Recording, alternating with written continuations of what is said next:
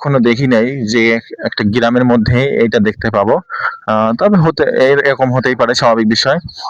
এটা আসলে আমার চোখে পড়লো আজ ১ম, এবং আপনাদেরকে দেখাবো যে এখানে একটা মাজার শরীফ আছে, এবং মাজার শরীফটা হলো এখানে লেখা রয়েছে যে মাজার শরীফ হযরত জামালউদ্দিন ওয়াসি তরিকা পীরগাহ ওফাত হলো, উনি মারা গিয়েছেন ৩ তারিখ ৯ ১৯৪২ সালে। ১৯৪২ সালে উনি মারা গিয়েছেন। আর এই মাজারটা আমি চর আশুতোষপুর পৌরপাড়া, এটা পাবনা সদরে, পাবনাতে পাইলাম। আমি আসলে মাজারটা আসলে একদম শুধুমাত্র দেখতেছি যে উপরটুকু ইট দিয়ে পাকা করেছে।